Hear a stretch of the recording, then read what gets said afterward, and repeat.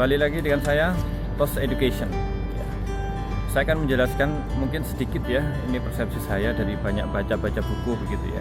Dan saya simpulkan sendiri tentang pendidikan. Ya, lebih enak ini. Saya sebelumnya menggunakan kacamata hitam.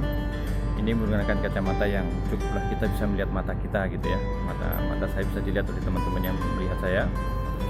Yaitu tentang pendidikan. Jadi pendidikan untuk anak-anak kita, anak-anak kecil itu adalah dari kecil sampai itulah ketika dia SD, sebelum SD itu ada pendidikan TK ya. Pendidikan TK itu adalah dimana anak-anak itu benar-benar mengimplementasikan, mengaplikasikan atau ya menjalani pendidikan dengan yang menyenangkan lah begitu ya. Banyak bermain, jadi otaknya itu benar-benar dikembangkan dengan cara permainan, sesuatu yang menyenangkan lah begitu ya, sehingga otaknya itu berkembang dengan pesat. Kemudian si anak ini akan masuk ke dalam sekolah dasar ya, sekolah dasar. Di dalam sekolah dasar ini mulai ditanamkan beberapa ya pengertian logika bahasa, logika matematika yang sederhana. Ya mulai ini ditanamkan logika di dalam pendidikan itu yang paling mendasar. Itu ditanamkan di masa SD. Jadi di waktu SD itu biarkanlah anak-anak itu memang benar-benar dia sesuai dengan passionnya dia. Dia pengen gambar disalurkan. Dia pengen menyanyi disalurkan ke tempat nyanyi. Dia pengen mungkin menghafal Al-Quran disalurkan ke menghafal Al-Quran. Mungkin dia pengen bermain basketball disalurkan ke bermain basketball. Dia pengen apalah kegiatan-kegiatan selama di SD itu disalurkan supaya memang benar-benar tertanam karakter yang ada dalam dirinya, termasuk bagaimana menanamkan kebiasaan-kebiasaan dari kecil untuk membentuk karakter dia di masa yang akan datang, di masa depan. Itu juga ditanamkan di waktu SD supaya karakter yang tertanam di dalam dirinya itu, karakter baik itu menjadi karakter nantinya yang bertahan lama gitu ya. Itu di masa SD ya. Kemudian masuklah ke SMP.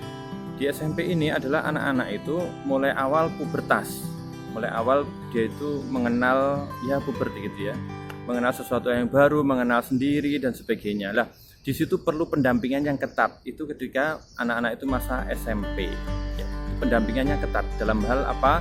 Dalam hal mengenal sesuatu yang baru yang ada dalam dirinya, yang baru dia kenal ketika dia menjalani kehidupan itu ya. Dia mulai menyukai sesama jenis, mulai membaca buku-buku yang beda dengan buku-buku yang ada di SD begitu ya. Kalau anak kita pada waktu SMP itu kita tidak mendampingi secara maksimal, itu nanti akan sangat cukup berbahaya ya nanti ketika dia masuk ke SMA dan sebagainya ya. Pergaulan bebas, kemudian karakter-karakter buruk yang tertanam dalam dirinya itu kalau kita benar-benar tidak mendampinginya di waktu SMP, itu bisa-bisa nanti akan terbawa ketika dia masuk SMA ataupun di atas. Kemudian setelah SMP, anak itu akan masuk ke dalam jenjang SMA. Di dalam SMA ini, seorang anak ya sudah menjadi cukup mendekati pintu-pintu kedewasaan begitu ya ketika SMA. Makanya di SMA itu ada beberapa orang yang sudah siap untuk menikah karena dia memang kedewasaannya sudah cukup di masa atau di waktu itu. Di masa SMA itu adalah masa-masa yang indah gitu ya. Masa-masa indah di sini jangan diasumsikan sebagai masa-masa indah ketika SMA itu pacaran, mencari gonta-ganti pacar dan sebagainya seperti itu. Itu nanti akan membawa ya cukup permasalahan di masa yang akan datang, di masa depan. Karena potensi kita tidak kita maksimalkan, kita sibuk dengan ngurusi pasangan kita, pacar kita dan sebagainya. Jadi masa-masa indah SMA itu adalah masa-masa di mana seorang anak itu mencari jati dirinya. Dia itu mau mensinkronkan antara visi misi atau cita-cita, paling enak itu cita-cita, mensinkronkan cita-cita yang dia miliki dengan keilmuan yang akan dia tekuni.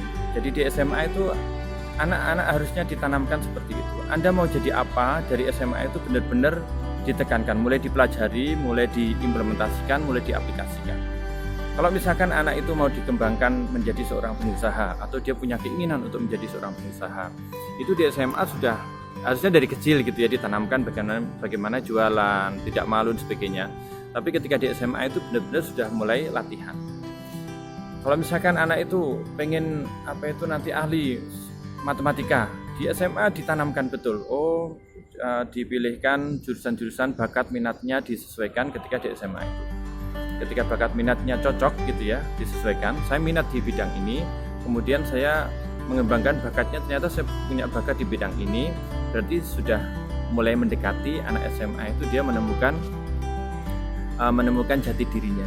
Karena saya lihat sekarang ini, termasuk saya sendiri pada waktu dulu SMA ya, itu lulus SMA saya belum mengetahui masuk jurusan apa cocoknya buat saya. Jadi pilihan satu, pilihan kedua, pilihan ketiga pada zaman saya dulu itu UMPTN atau senam PTN sebagainya. Pilihan-pilihan itu yang totally ya tidak sama sekali gitu ya. Yang satu teknik elektro, yang kedua matematika, yang ketiga itu IPS, saya lupa itu apa. Dan kalau misalkan salah satu diterima pertama, kebetulan saya diterima di pertama ya, saya masukin. Misalkan diterima yang kedua juga saya masukin. Kalau misalkan diterima yang pilihan yang ketiga juga tetap saya masukin.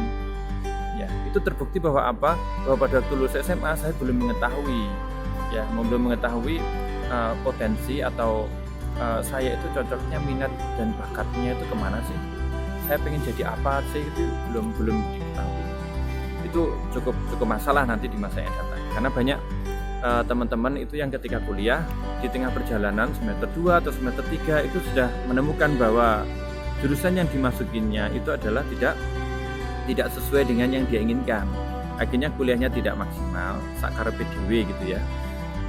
Pokoknya asal masuk, asal sistem kebut semalam. Ya dia sibuk dengan mempelajari suatu hal yang baru yang dia anggap dia punya passion dan ketertarikan di situ. Nah, itu kan iman. Jadi energi kita harusnya full untuk yang kita inginkan sesuai dengan bidang dan minat kita itu. Kita terpaksa harus membaginya dengan kuliah yang kita terpaksa untuk menyelesaikan kuliah itu. Jadi dua pekerjaan dikerjakan, akhirnya dua-duanya juga tidak akan maksimal. Itu jadi ketika masa-masa indah yang masa-masa SMA itu tolong benar-benar digunakan untuk sepenuhnya mencari jati diri ya. Karena teman-teman ya, kita pengalaman ini ya, walaupun kita misalkan SMA punya pacar, kelas 1, kelas 2-nya ganti sampai kelas 3 punya pacar, ternyata di kuliah juga putus dan sebagainya, itu ternyata bukan jodoh kita. Ya, setelah lulus kita dipertemukan dengan jodoh yang ya mungkin pacar kita aja dulu, atau mungkin sesuatu yang memang baru dan kita tidak mengenal dia gitu ya. Dan ketika kita sibuk dengan ngurusi pacaran dan sebagainya itu malah itu tidak efektif, buang energi. Harusnya kita memaksimalkan energi kita untuk masa depan kita yang lebih baik. Kita alokasikan untuk duduk-duduk, jalan-jalan, yang mana produktivitasnya sudah sangat tidak bisa dipertanggungjawabkan. Tapi jika Anda SMA itu masa-masa indah itu mencari jati diri, ya jangan sampai. Jadi di SMA itu saya sekarang nggak tahu ya. Kalau dulu itu ada bimbingan karir, ada BP, bimbingan konseling sama bimbingan apa itu ya di SMA itu ya. Nah itu dimaksimalkan, benar-benar kita mencari bimbingan di situ untuk mengetahui minat dan bakat kita, supaya kita nanti setelah lulus SMA itu banyak pilihan tempat kuliah, banyak pilihan tempat pekerjaan. Kalau kita sudah menemukan bakat dan minat kita, setelah lulus SMA kita akan jelas, saya mau kerja di sini, berkarir di sini. Kalau bikin usaha. Saya mau kuliah di jurusan ini. Kalau misalkan tidak diterima di kampus negeri ini, saya pindah atau daftar ke kampus negeri yang lainnya yang sesuai dengan jurusan ini. Kalau misalkan tidak terima, tidak apa-apa di swasta, yang penting jurusannya sama. Jadi passionnya itu sama. Punya keinginan di bidang ini, saya tekuni ini, nanti pasti akan menjadi orang-orang yang memang benar-benar memaksimalkan potensinya dia, sehingga dia memiliki kompetensi yang bisa dipertanggungjawabkan. Itu. Kemudian Anda masuk ke dalam dunia kampus. Ya, setelah SMA masuk dalam dunia kampus. Dari SD sampai SMA kita masih dekat dengan orang tua, masih dalam pantauan orang tua. Ketika Anda kuliah, misalkan Anda tidak di dalam satu kota gitu ya. Di dalam satu kota pun kecenderungan orang tua sudah mulai tidak begitu memperhatikan. Kita benar-benar dilepas karena kita dianggap dewasa untuk mengambil mata kuliah sendiri, karena bukan paketan seperti SMP dan SMA gitu ya. kita ngambil mata kuliah sendiri, kita berusaha sendiri, mau lulus tidak lulus ya kita nanti ngambil lagi semester depan kita mengambil mata kuliah sendiri. Nah disitulah pada waktu kuliah juga jangan sampai terganggu dengan masalah-masalah yang lain. Ya, ketika kuliah juga tolong benar-benar setelah kita menemukan minat dan bakat kita, kemudian kita tekuni di dunia perkuliahan di situ itu ya, kita fokus untuk menciptakan kompetensi yang ada dalam diri kita. Ya, kita harus punya kompetensi karena kita akan bersaing setelah lulus itu ya. Entah mendirikan perusahaan, kita bersaing dengan orang-orang lain yang mendirikan perusahaan yang sama dengan kita, kompetitor kita. Dunia pekerjaan, kita akan bersaing dengan teman-teman kita yang lulus dengan jurusan atau bidang keahlian yang sama dengan kita. Kalau kita tidak maksimal dalam belajar mendalami skill tertentu itu, ya kita tidak akan bisa bersaing.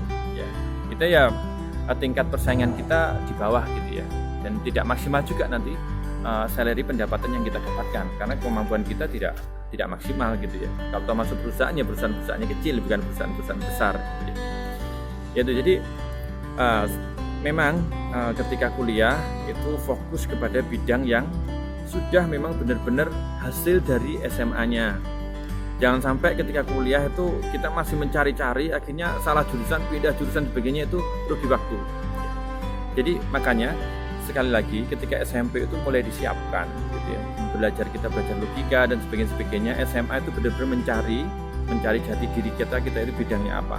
Sehingga kuliah itu kita tidak salah masuk ke dalam jurusan, sehingga kita benar-benar fokus di situ. Itu sampai S1. Kemudian S2, S3 ya kembali ke pribadi masing-masing ya. Kalau S2, S3 kan melanjutkan S1, bidangnya S1, kemudian lebih spesifik lagi. Bagi teman-teman yang masuk ke jalur pekerjaan setelah STM maupun SMA, jadi STM sama SMA itu prinsipnya sama. Kalau SMA itu mencari bakat dan diri kita untuk nanti kuliah nanti akan mendalami bidang apa.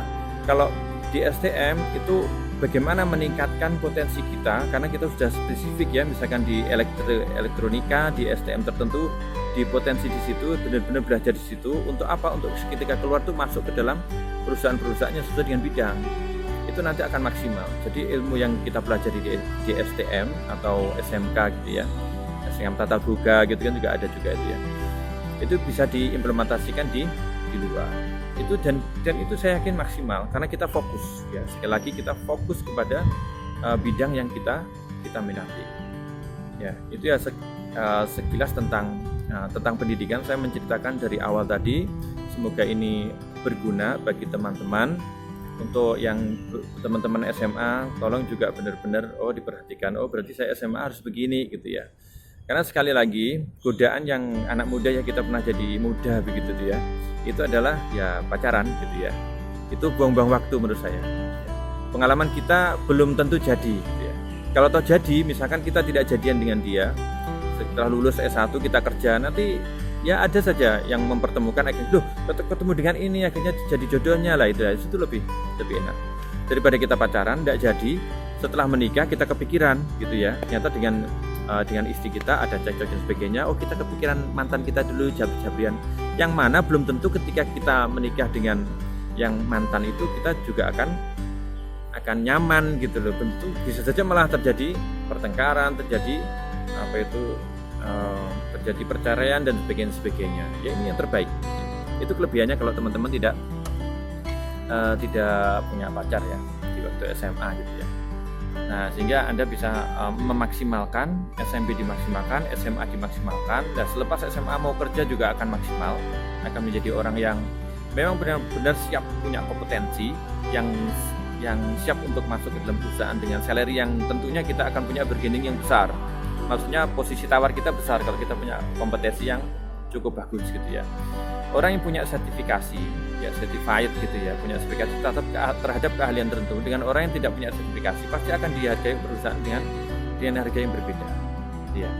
Orang yang punya kemampuan dan keahlian dengan orang yang setengah keahliannya gitu ya, itu pasti akan dihargai oleh perusahaan dengan harga yang beda. Begitu juga ketika kita mendirikan perusahaan. Kalau kita tidak memiliki kemampuan yang cukup ya, background keilmuan, background pengalaman, background project dan sebagainya, kita mendirikan sebuah perusahaan, juga orang akan enggan untuk investasi di dalam perusahaan kita. Ya, sekali lagi dalam menjalani kehidupan ini yang perlu disiapkan adalah kompetensi kita. Ini spesifik untuk masalah kompetensi ya. Saya membahasnya dalam masalah kompetensi. Nanti ada masalah psikologis, ada masalah ruhiyah, ada masalah spiritual dan sebagainya. Nanti kita bahas di yang lainnya. Ini terkait dengan kompetensi. Bagaimana ketika dari kecil itu kita mempersiapkan potensi kita, sehingga ketika kita terjun di dalam dunia pekerjaan maupun terjun di dalam dunia akademik begitu ya, kita bekerja maupun kita ini kuliah, kita ini sesuai dengan kompetensi. Jadi tidak rugi kita mempelajari sesuatu, kita masuk ke dalam sesuatu area yang benar dan kita akan menjadi orang yang benar-benar kompeten. Ya, sampai ketemu di video selanjutnya. Semoga Anda menjadi orang-orang yang kompeten, siap untuk bertemu dengan masyarakat dalam konteks bertetangga, masyarakat dalam konteks bekerja, masyarakat dalam konteks kita berkompetisi, masyarakat dalam konteks kita bersosialisasi, bermasyarakat dan sebagainya. Ya, sampai ketemu di video selanjutnya. Salam TOS Education.